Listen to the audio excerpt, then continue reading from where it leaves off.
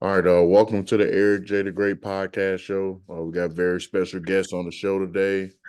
Music artist Unique from the Grip Boys. How you doing? Man, I'm doing great. How about yourself, brother? Doing all right. For anybody out there that might not heard any of his music, we're gonna play one of his songs and then we'll get into the interview.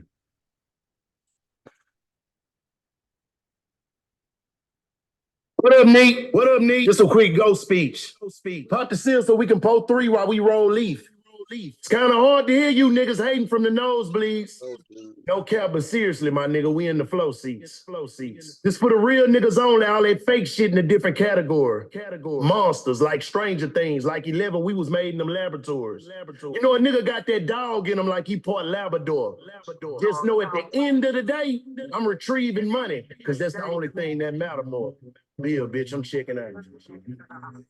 Yeah, to the monsters, tweakers, goons, goblins, we got it all. Yeah, we got it all. To the monsters, walk through fire and we We stood tall. stood tall. To the monsters, Listen to the monsters bow. we not y'all. No, we not y'all. To the monsters, wow. Yeah, Yeah, yeah. yeah. Welcome to the Listen monsters. to the Brown, honey bro. brown pro hand. Don't be crown strong. Sand skirts. Plan work. Follow through to the plan work. Overpaid dues. Cause I'm a man first. Constantly counting money to my motherfucking hands. I'm from well, chunk it off your bottle, answer that powder, it gets sour. Young and spinning It like gets soup. sour. I ain't looking for smoke, but we return favors. Now I'm sucker free low and behold, start a positive road. Got control of my soul. Good Lord, sending them blessings and I'm counting them. Boy, And I'm counting them. said I wouldn't amount to them.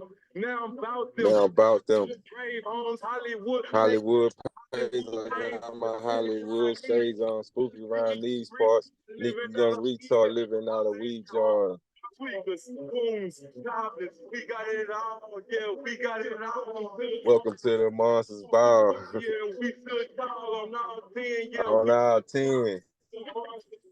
based on greatness, we not Welcome y'all. to greatness. We not y'all. No, we not. Welcome to the Monsters. Yeah. Hold up. I'm God Killer, Oh, selling me killer. green soda, got drinking mine. Drinking mine. Niggas hating because they ain't in line. Then them tears being breaking mine. Push button start when I'm cranking mine. Fresh off the Drinking mine. Candy paint mine. Stay counting motor Dracula. Legendary like an accurate. Send the money counter so it's Send the accurate. money counter so it's accurate. OG wrote it down, but I'm a real player, international. Still chasing paper. National. Ice heavy like a bought the whole cooler. They can watch Bought like the whole cooler. Oh, 03. That's my old jeweler. She 23. That's how the whole doing. That's an old dude. Hot pot, not a whole shoes. $30 for the whole For the Cuban. whole Cuban. 15 for the piece on get the money. Baby, no beef on it. I can Beef get on it. like Amazon, like a reef. Like Amazon, reef on it. This BML, big meat, homie. Big meat, homie. Goons. Hey, that's a banger right there, boy.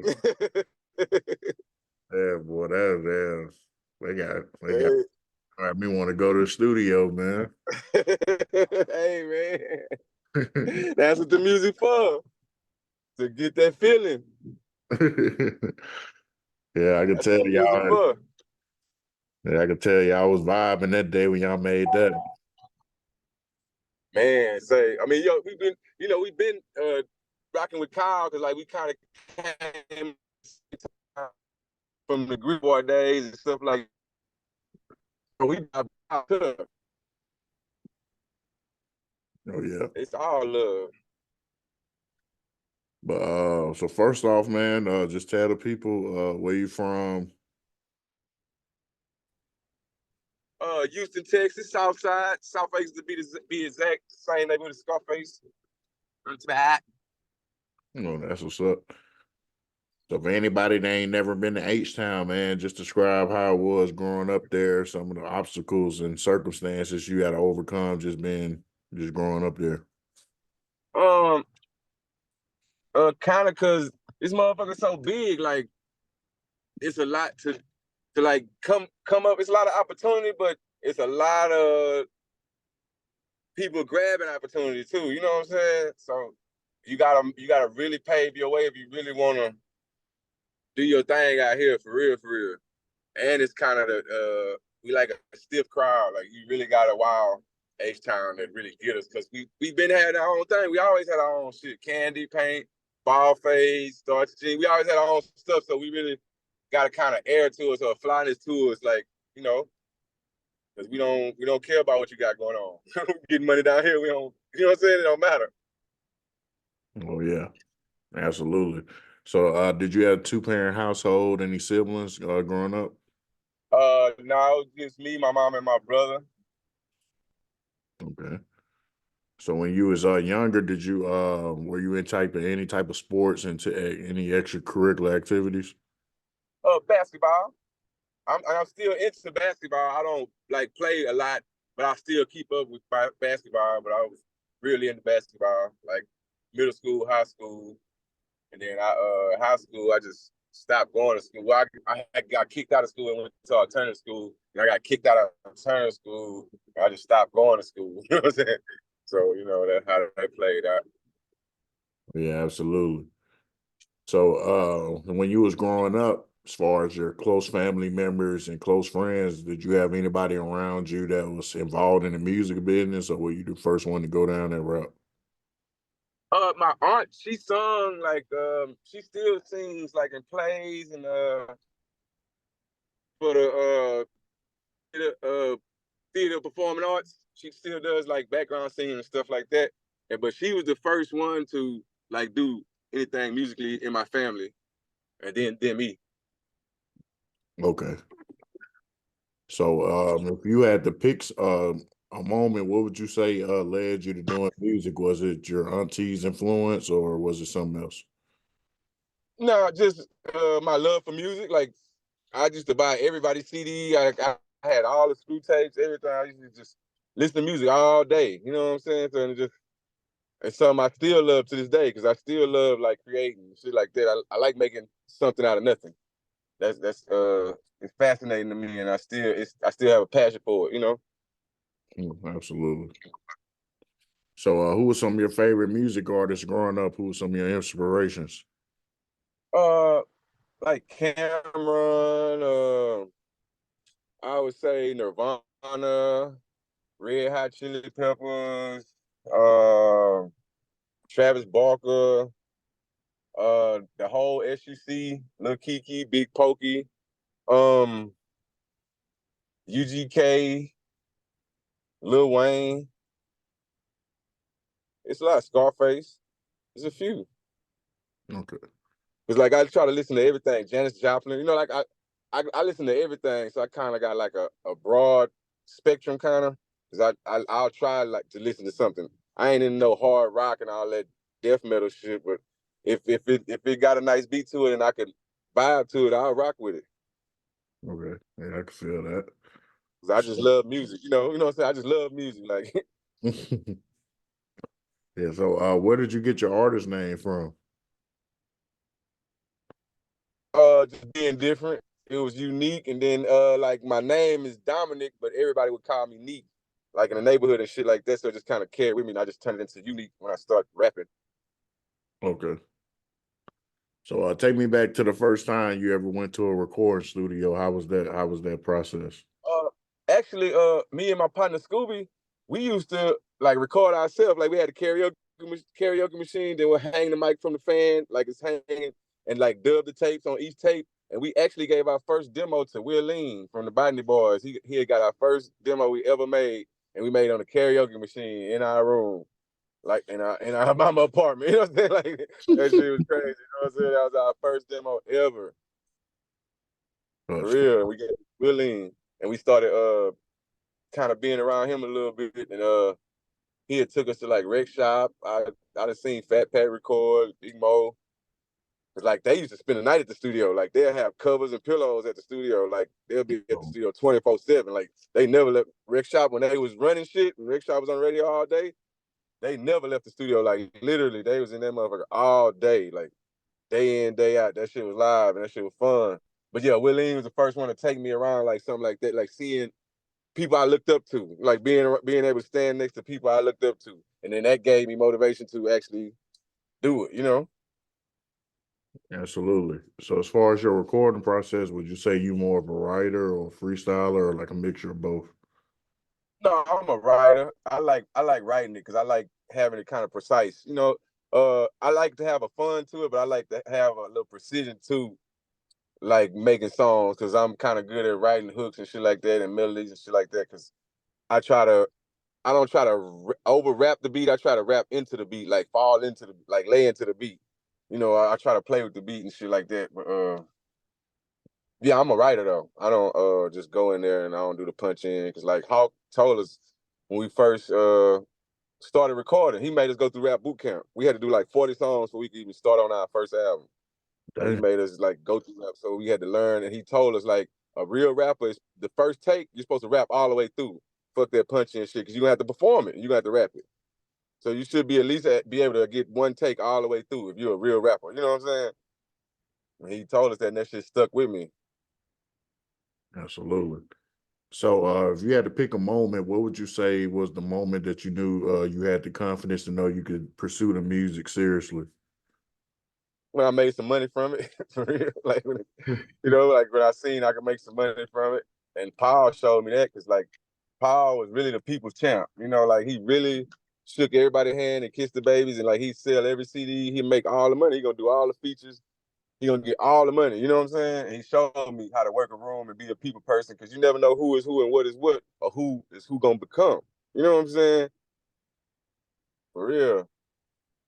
Absolutely. So describe the relationship with Hulk. Like when did y'all meet? When did you meet Hulk, and just how big of a influence he was on your career? He was just all our mentor. He showed us everything about the game, every aspect, and even in just real life, like how to be men and everything. Like we met like right after put out Fat Rap the Cheese and got the deal.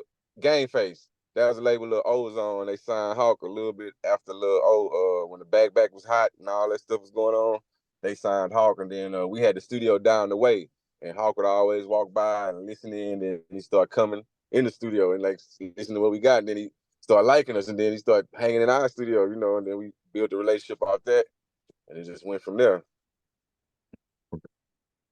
So how shortly after y'all developed a relationship with Hulk did y'all deliver the relationship with Paul Wall? It came a little bit later, like when Paul and Chameleon kind of split. Paul needed like a studio because he was DJing at the moment. So he needed a studio to do his DJing out of, and we let him use our studio, and then he started recording at our studio, and he would bring all kind of people through like Jules Santana, BG. Wayne actually recorded Dedication 2 at our studio when he was going to U of H in Houston. Paul would bring him to our studio. He recorded Dedication 2 at our studio, the one with DJ Drummer. Man, that's He was crazy. pulling up in a limo. That shit was funny as hell. Like, and then when he recorded, he would bring the mic outside the booth. Like he recorded in front of everybody. Like all that lighter flicking and all that shit. That should be real. Like on one of them, he popped the soda. He actually popped the soda. Like that shit was funny when he brought the mic out though. Like he recorded in front of everybody. It'd be chicks in there, everything. He brought the mic out in the room. That shit was dope as shit. You know what I'm saying? Like Wayne is a dope artist. You know what I'm saying?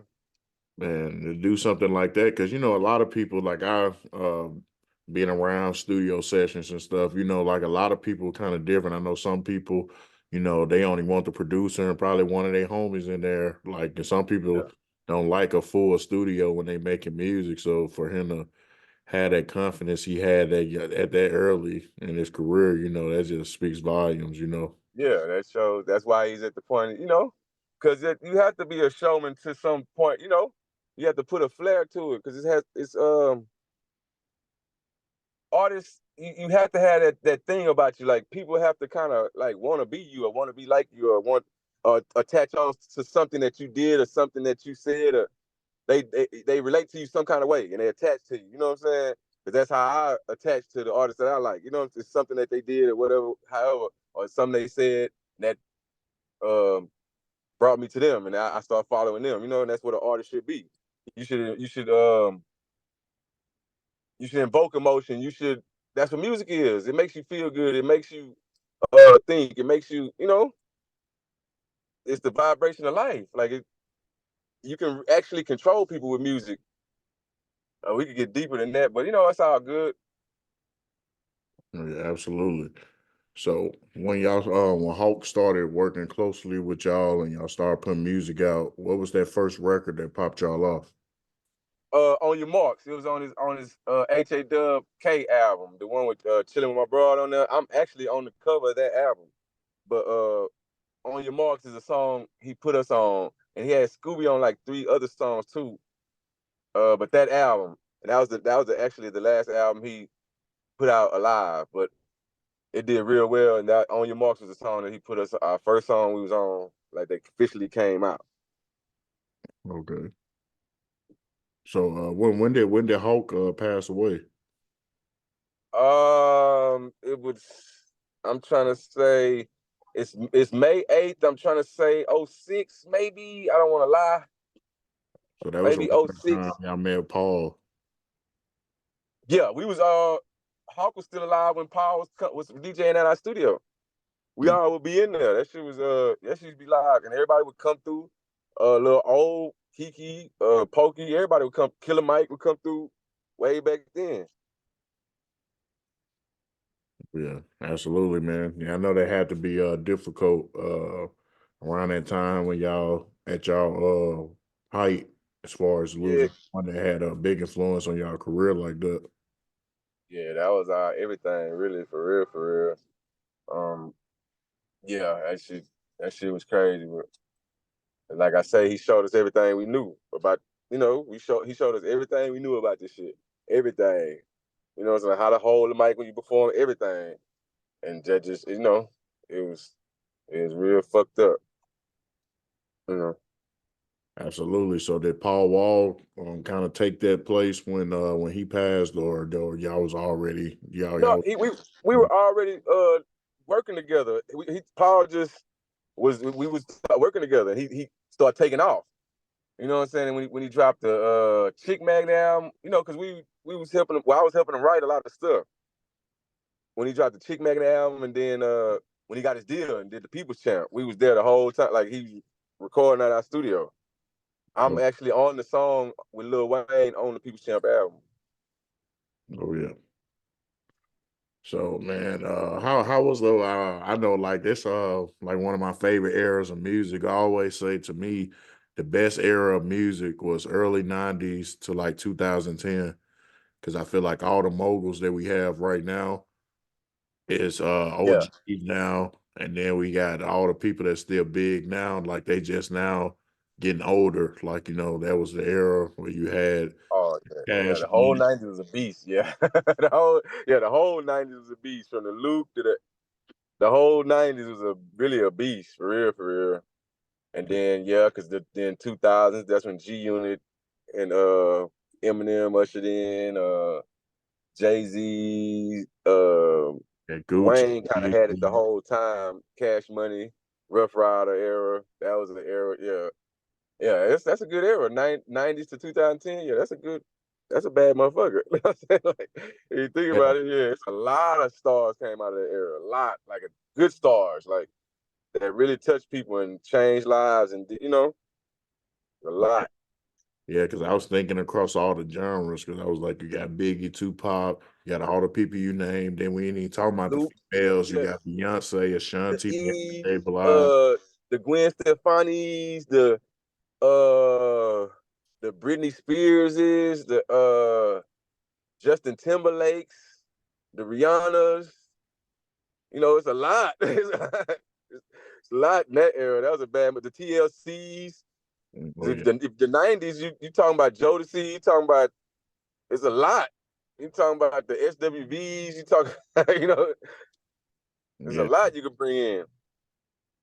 absolutely. So, as far as how was those shows around that time? Like, I know those shows had to be crazy around that time. Oh, it was awesome. Like I remember one day with Hawk, we did 4 shows in one day, like in 24 hours.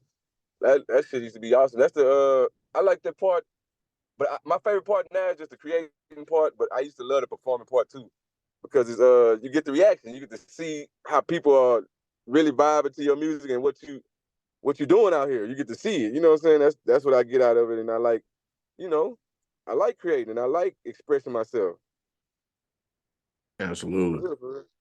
So who was y'all signed to at that time?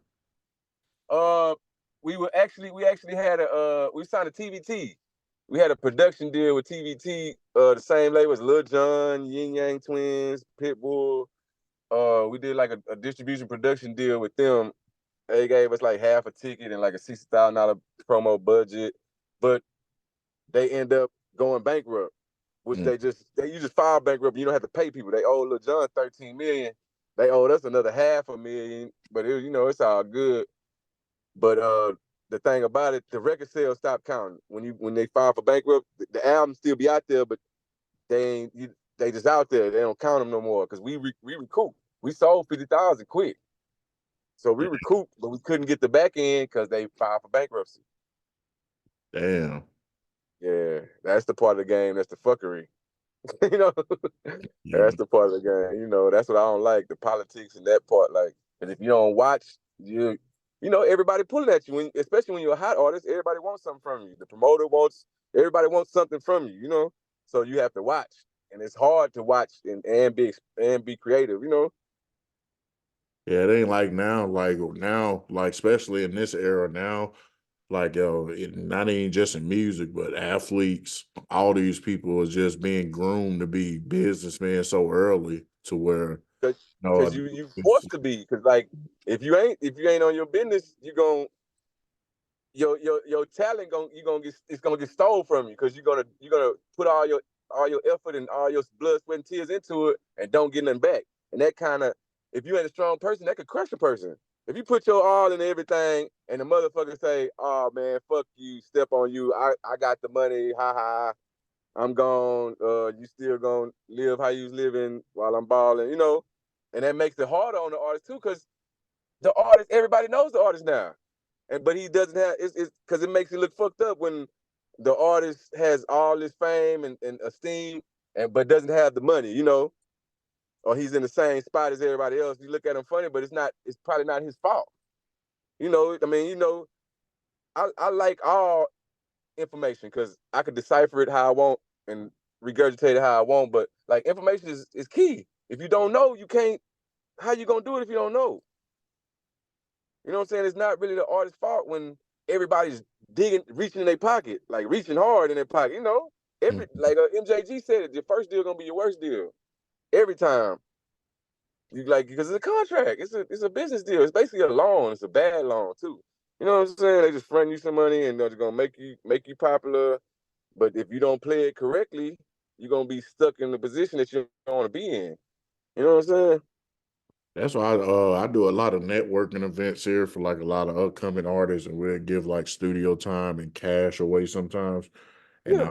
I'll be telling people, like I'll just be having conversation with artists, and I'll be telling them the same thing. I'll be like, yo, like if you're investing in your music early, but you don't have a lot of money, and you happen to come across a situation where somebody wants to sign you because you're talented, like people be having unrealistic expectations. They be like, oh, well, I'm gonna get the deal that I want on the first deal. And I'm like, It's like it's rare life. for somebody to get somebody what they want on the first deal. No, no, you're never gonna get that, because they're basically putting up their money. Like, but it's the best thing. It's never a bad thing to invest in yourself. Any kind of way you invest in your progress or moving forward in yourself, whether it's education, any kind of way, it's always great to invest in yourself at any moment in time. But when somebody's investing in you, it's kind of at their dispense and kind of you on their kind of time. You know what I'm saying? Like, but one thing too though, don't miss no opportunities at all. Just try to use it at your best. You know what I'm saying? Just don't miss no opportunities, because they don't come that much. Just use it at your best though. You know what I'm saying? Because everything don't work for everybody, but certain things do. But if you fail, you learn. If you win, you win. Why not try? You know what I'm saying? I try to live by that. Like, why not? You know what I'm saying? If you do, you fail, you trip, you learn. But then if you hit, bam, you won. So why you just go? Let's do it. Like, why not do it? You know what I'm saying? We could think about it all day, but if we don't never do nothing, nothing's gonna happen. So Absolutely. why not? You know what I'm saying? Why not try? Absolutely. So when y'all was with Hulk and Hulk passed away and y'all with Paul and everybody, just describe how your how you guys' career was going at the time, like when Hulk passed away and then y'all messing with Paul and other people in the industry. Oh, it was going down. I mean, Hawk leaving was fucked up, but it was going down because like little after that our album came out, and everything was going. Paul album came out. It was a lot going on, and it was really going down. The first single was warming up, and everything really was lovely at that point until when TBT folded, it was still good because we still had the money and we still was making the money, and that when they filed bankruptcy, that's what gave us the symbol back. We own the symbol again, so like it gave us a lot of our rights back and shit like that, which was cool, and we knew how to work it, so we just worked it out. And out here in Texas, you can make money at the gas station. Like, you can sit up and sell USBs, or you can post up anywhere and sell your music. So it's you got to get out here and work it though. Oh yeah, absolutely. So right now, you guys currently independent right now, right? Oh yeah, oh yeah, totally independent, and it's kind of the best way. I mean, like for us at this moment, because we we had a reputation and shit like that in the resume, so now it's just us, it just investing ourselves in this because all I'm trying to do is just build up so much momentum that my name just gonna live way past me. Like I'm gonna create something that's gonna live way past me. That's all. That's what I'm doing it for. To to live forever, basically. Something that my voice is still gonna be here when I'm gone. And I'm gonna have shit that's out here that I created long when I'm gone. That's why I do it. To just create. Absolutely. And I know you were saying that you was writing for people and things like that. Like I know, do you have a lot of people getting you to write records these days? Yeah. And I write records and I sell them to folks and shit like that. But yeah, I still just be writing because I just come up with hooks like it ain't nothing. So I still be writing and shit like that. Hell yeah. So what how's people in Houston right now embracing you guys? You came from an era before them. So how's the new artists embracing y'all these days? Oh, it's really all good because I fuck with Sauce Tough. I fuck with OTB Fast Lane. He the truth. Like he one of the livest new niggas that's out. Uh, it's all good really out here. Boys don't be tripping. It just be neighborhood tripping and shit like that, and that gang shit that came through. But nah, rappers don't really be tripping. Sometimes like artists getting their own lane, so they don't want you in their lane, which I understand because that's like you coming in somebody else's trap and start selling dope. Like what the fuck are you doing? You know what I'm saying? But that's how it is. Yeah, absolutely. So as far as when you guys first came out, just describe the city of Houston at that time, like how they was embracing y'all when y'all first started putting out music to the public. It was beautiful at that time because that's when Houston had that like 4 or 5 year chokehold on it. That's when Houston was shining. Like everything out of Houston was glowing, really. And the city is already beautiful. That's why everybody want to move here and yada yada whoop the whoop. But it was amazing. Like I love my city. Like it's a great city. Like it's a lot. It's a lot, but it's a lot to deal with when you out here. You know what I'm saying? But it's a lot of opportunity. You can make money. You can make money for real. Absolutely. So I've been asking a lot of artists this question because I feel like it's a very important question. So do you believe artists are targeted? If so, why? And what I mean by Oh target, yeah, because they don't have no rock and roll police. They have a hip hop police division. What the fuck is that? They don't have an R&B police division. Why are we police? Like what the fuck? I mean, I understand though, because like certain music, like I say, music can cause emotion. It cause people to do shit and certain shit. It can invoke shit, but still, we ain't. Once you get a certain amount of money or type shit, like you ain't really out here trying to be violent and shit like that. But That's the young dudes, but still that fall back on our generation though, because we were supposed to teach them. The young dudes don't got no respect for nothing, and they'd rather catch a body than catch some money. We wanted to get some money, but that's what it is though. We gotta. It's our job to teach them, wrestle them down. Like, bro, you can fight, bro. You ain't gotta shoot everybody and figure out a way to get some money with yourself. Like, have a life. You know what I'm saying? Have kids, have a family, look forward to something, have a future. You know, look up, don't look down, brother. You know what I'm saying? Like, but that's our job though. That's the thing, because we supposed to teach them, like the elders taught us. You know what I'm saying? Like, if we was acting fraud or acting weak when we was young, our uncles and shit would thump us in the head, like, nigga, tighten up, like, nigga, get the shit together. You know what I'm saying? Or, nigga, you know, they need that too. But it's a different era too, because the thing is, they partying with their mamas. Their mama's young, you know. Their mama's 35 and they're 20. You know what I'm saying? Like, you know, like, it's kind of crazy, you know, you're in the club with your T Jones and shit. Yeah, For real. I think it's two sides to it. Like, I think yeah, they are targeted because it's the only genre that get targeted for their lyrics and things like that. But at the same time, I think it should be a level of accountability because, you know, Yeah, we're people, putting out that energy. Like, yeah, the 'cause- youngsters are making all that kind of music. It's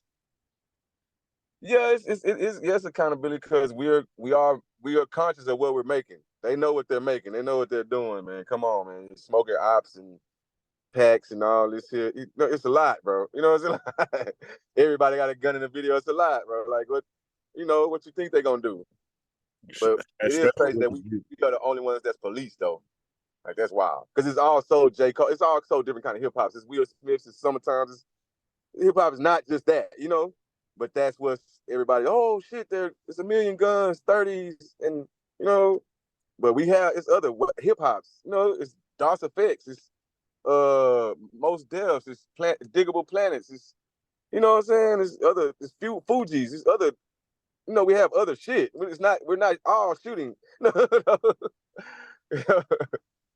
yeah, of us are laying in the grass smoking weed. Like, everybody's not, you know, it's not all that.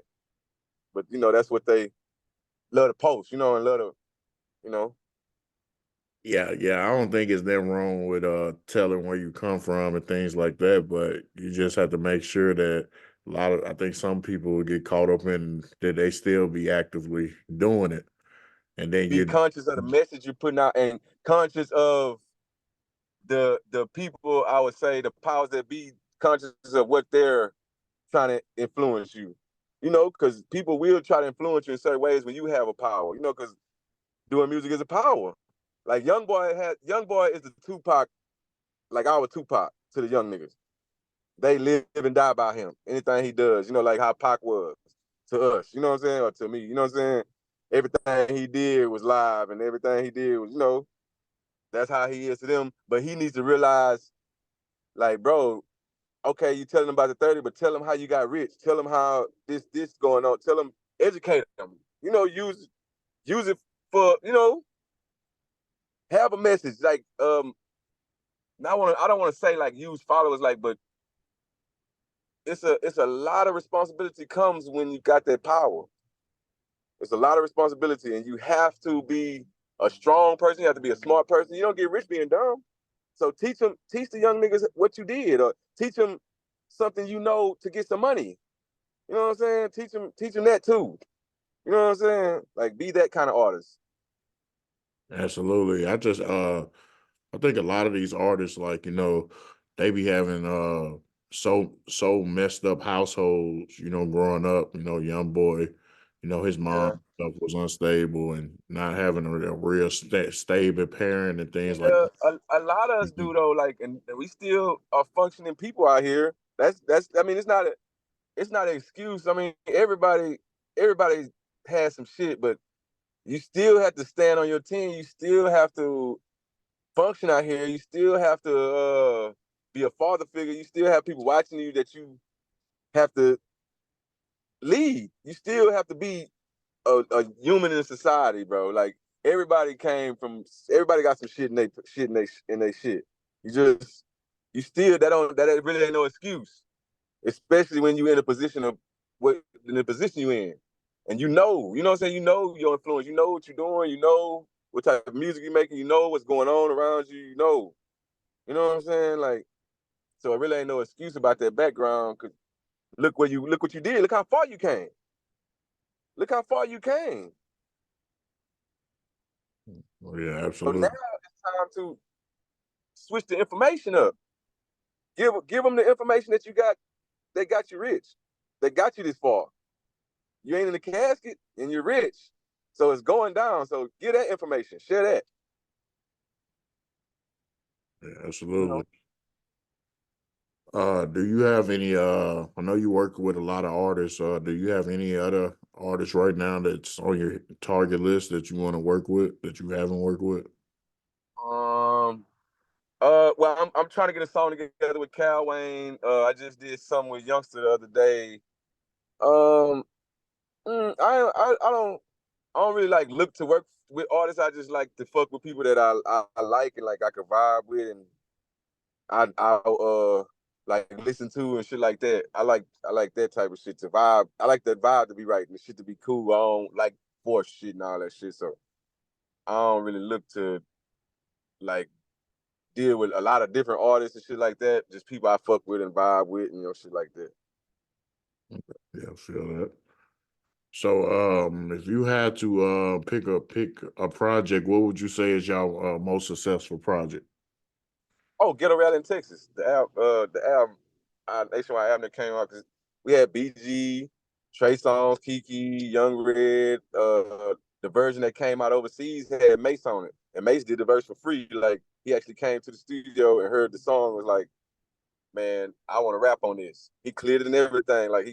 And that's what this Pastor Mace. This one he wasn't even rapping, which is crazy. But yeah, Ghetto Rally in Texas, our album. Oh, absolutely. Yeah, Mace was that dude back then, man. Yeah, that boy's the truth. Yeah, he still could rap, bro. Like people got him. He been rapping like live. He just went pretty to get the money. Oh yeah. So, for all your followers out there, what do you like doing in your spare time when you're not doing music? Uh, Making money. I like riding go karts and shit, smoking weed, listening to music, just having fun with life. I like waking up. I jump out the bed. I like breathing. I like smiling. I like when the sun's shining. I like good music. I like having fun. I like when shit's going correct. Like I like life. You know what I'm saying? This shit is fun. This shit is good to me. You know, it's like I ain't depressed or no shit like that. I like life. I wake up happy. I wake up moving around. You know what I'm saying? Like I wake up, I'm ready for whatever. Absolutely. So, what are your short and long term goals right now? What do you want to accomplish? My short term is getting the Bastards World 2 together. Long term, I want to end up in Jamaica somewhere with a bunch of kids. And when it's all said and done, you know what I'm saying? When it's all said and done, that's all eating some oxtails or something like just smoking weed, chilling, laying on the beach with my girl, man. That's like just a family on the beach, man. That's where I want it to end at. Hopefully it does. But you don't have any kids right now? Yes, I have a son, an 8-year-old son, Michael. Okay. Yeah. So, but what do you got coming for this year, 2024? Like any Uh, projects? yeah, we're pushing the Good Business merch. I'm getting Bastards World 2 together, pushing Monsters Ball as a single. And I got another single, There She Go, that I'm gonna push them. I'm gonna push them real, real, real hard. And just get the Bastards World 2 together. And then I got a tape I'm gonna put together with Quiet Money Dot. Okay.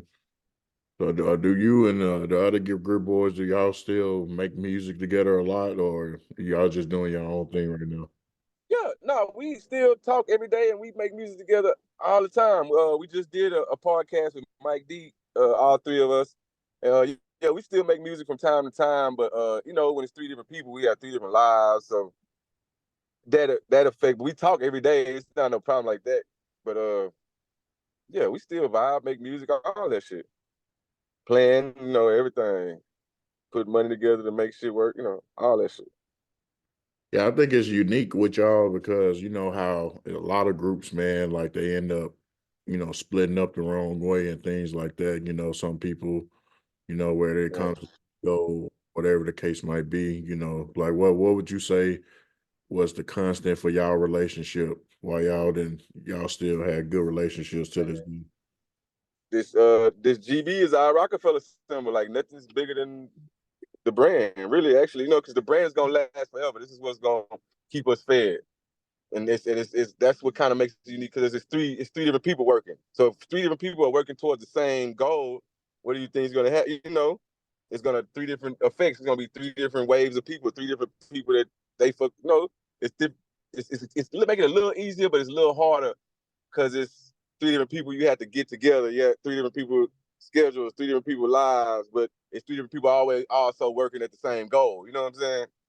So it kind of makes it a little easier because I could be on the phone talking to promoters. Scooby could be recording. Poppy could be, going to pay for some flyers, going to pay for some promo. Like we could be doing all that at the same time. Yeah, absolutely. So, how do you want people to perceive you?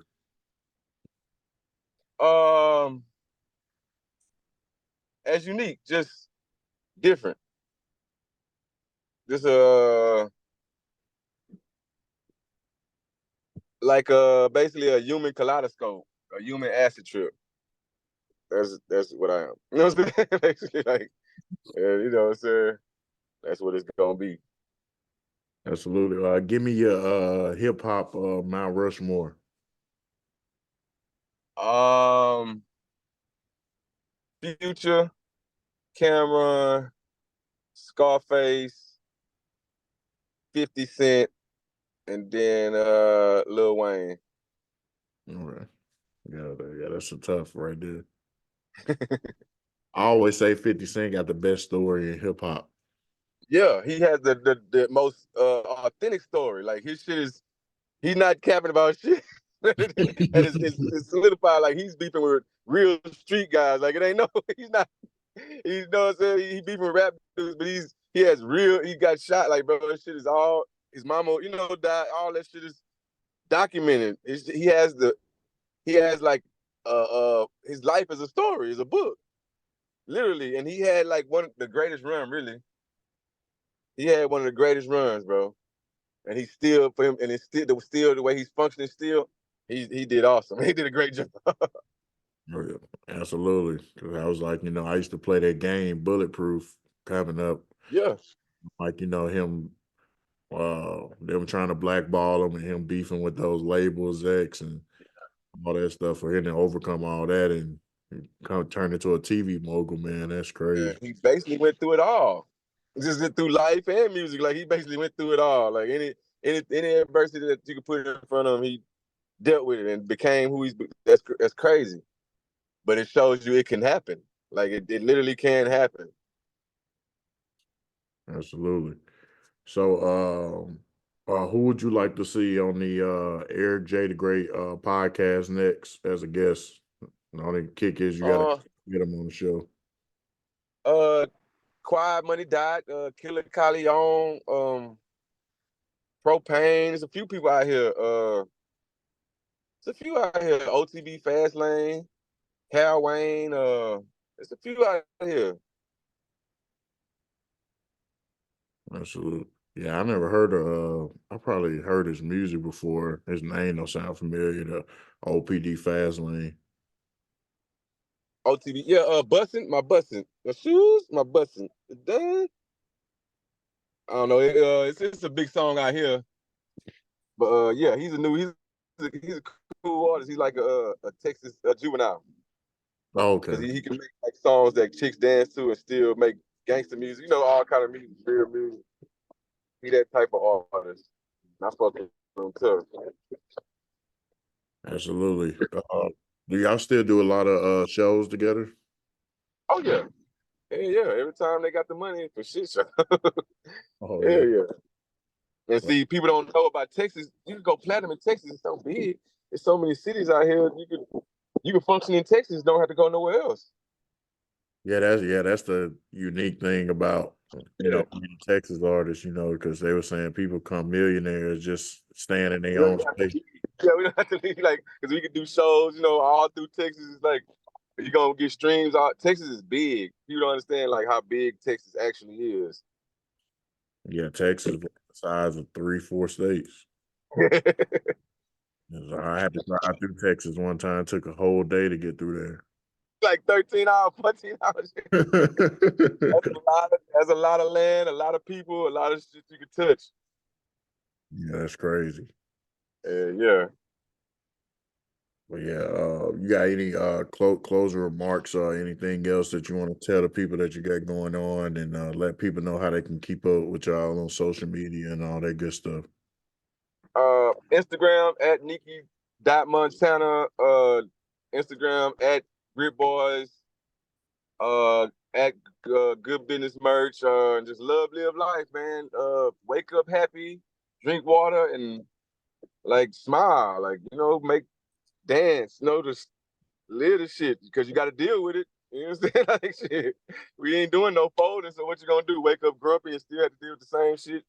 You might as well wake up with a smile and do it. Wake up in your own zone, whatever makes you feel good. But just do it. Don't miss no opportunity to do anything that makes you feel good or makes you improve yourself. Oh yeah, absolutely, man. Yeah, I'm big on energy, man. I always tell people all the time, man, like that energy you put out, man, it's always gonna. Yeah, Yeah, life is vibrations. The shit you put out, it comes back. It's been time and showed it over and over again. Like if you wake up on that mad grumpy man, you're gonna stub your toe. If you wake up, jumping, shit's gonna happen for you. The things you think about, things you dream about, you can't do it. All you have to do is once you think about it, you have to do it or move towards that goal. yeah, absolutely, man. Yeah, yeah. I think this a great story, man. I think a lot of people like this interview, man. I know I was researching y'all the past 2 days. I was like that because I never heard of y'all. Yeah, I was like, dang, that's crazy. I was like, they messed with yeah, some of my favorite artists. I never heard of them. yeah. Yeah, because I'm from Alabama, so Oh, okay. yeah, well, I'm in What Louisville, part? Birmingham. Okay, okay. Yeah, I'm in Yeah. Louisville, Kentucky right now, though. Oh, okay, okay. Yeah, I was in the military for 8 years. I got out 3 years ago because I got medically retired because my body was wearing down. I had deployed 3 times and tried out. Did you like that military, or you just? No, I actually enjoyed the military. It was just like I was gonna get out whether they medically retire me or not because I tried out for special operations. So I wasn't no regular soldier. I was getting sent on Yeah. special missions and stuff. So I hit the ground running straight out of high school and jumping out of planes, pedaling out of helicopters, going to ranger school, doing all that stuff. Like, Mhm. just wore my body down quick. So I just was like, man, mentally too was messing with me because lost a lot of good friends, in Yeah. Afghanistan. So I was like, yeah, it's time to get out. I know. I wrote a book last year. It went #1 on Amazon. Uh, Yeah, yeah. I'm stuck to limitless. I wrote about how you can overcome depression when you lose somebody, and it's got 7 other women in the book, and they telling their individual stories of the low points in their life, how they overcame it. Oh, okay. Yeah, yeah. The shit show.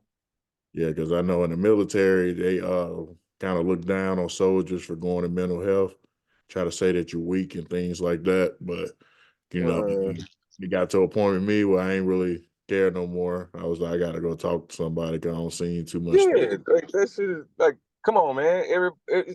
Everybody has to deal with their shit how they deal with their shit. All that's that bullshit. But I don't know. That shit different though.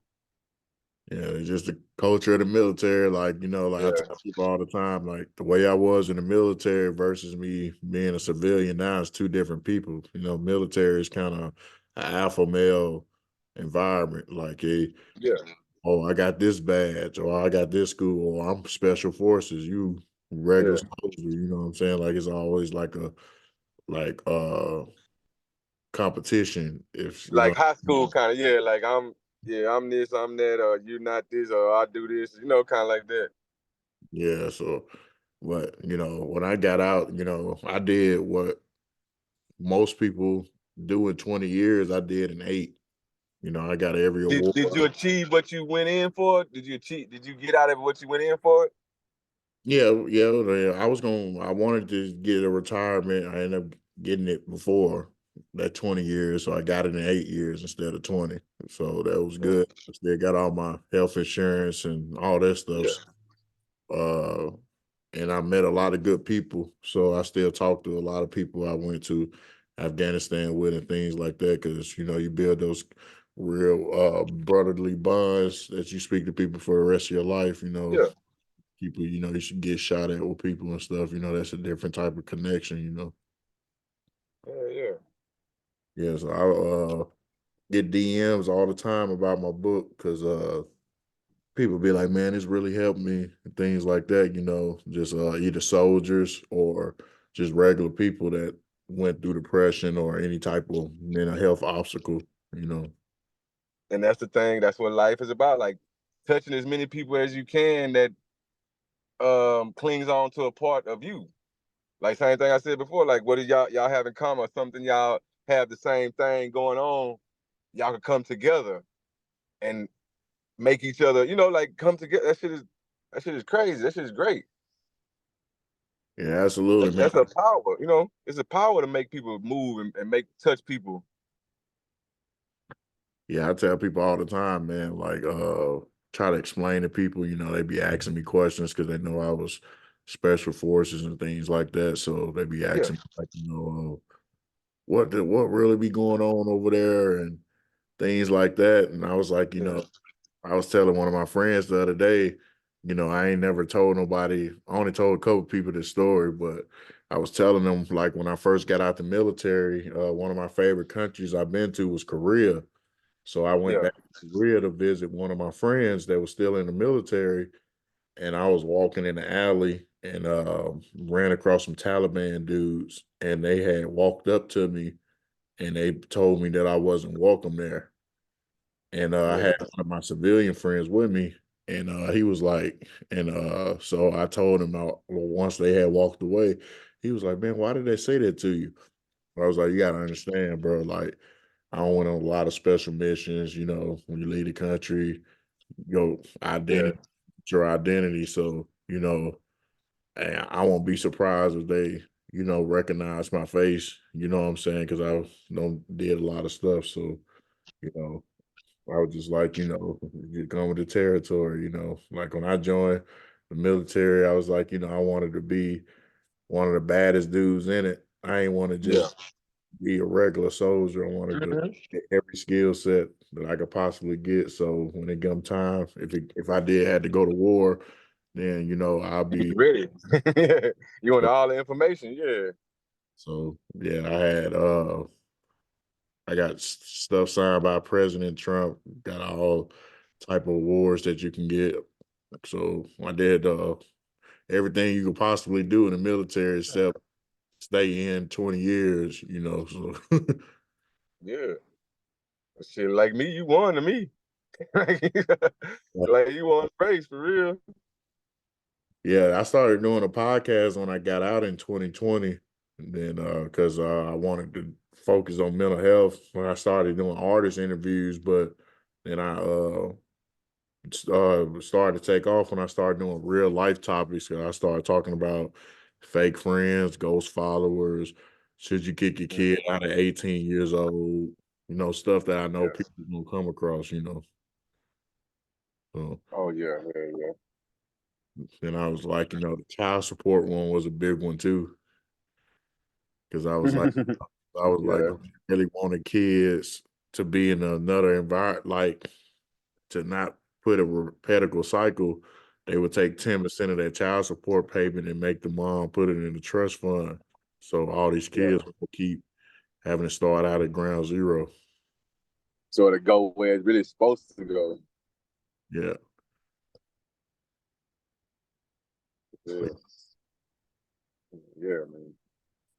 Well, yeah, man. I appreciate you coming on the show, man. You know, like I don't just do artist interviews, so like I tell people all the time, if you come across a real topic or anything like that that you want to talk to that would affect a lot of people, whether it be previous experience or something that somebody else going through, because wow, I like having barbershop type conversations. I like to keep it authentic, not scripted or Yeah. anything.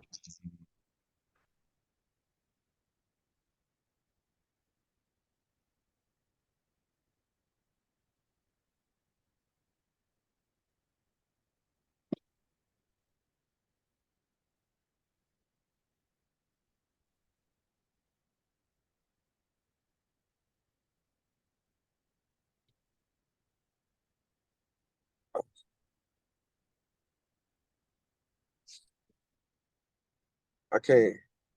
Oh, you can hear me? I can hear you now. I can hear you now. Oh, yeah, yeah. I like to keep it like having barbershop type conversations and Yeah. unscripted and authentic. Yeah. That's why I always leave the door open if people go through some of their personal life and they feel like, that topic can help a lot of people or anything like that, ain't wouldn't hurt to have a conversation about it. Yeah. Fellowshipping is always good because you're bouncing ideas. Yeah. Yeah, that was the main reason I started a podcast because I was like, I wanted people to talk no matter how successful or how poor a person is, just to give people reassurance that, they go through the same stuff that you go through no matter what scale they on. Yeah. Yeah. But, but yeah, man, I need everybody to go tap in with Unique. Go tap in with the Grit Boys. Go follow all their pages individually. You can be on the lookout for all their upcoming projects this year and in the future. And if you don't know about them, go research their story on Google. It's a lot of legendary groups and artists out here that uh, that probably wasn't pushed on all the media outlets like how the ones that come to mind first, but they still made an impact in music and still had a big impact. I tell people all the time, just because a person not on Front Street or being on every blog or anything like that doesn't mean, what I'm saying, they're not successful or they fell off or anything like that. Mm-hmm. Oh yeah. It's all love, man. Eric J. the Great podcast. Oh, yeah, absolutely, man.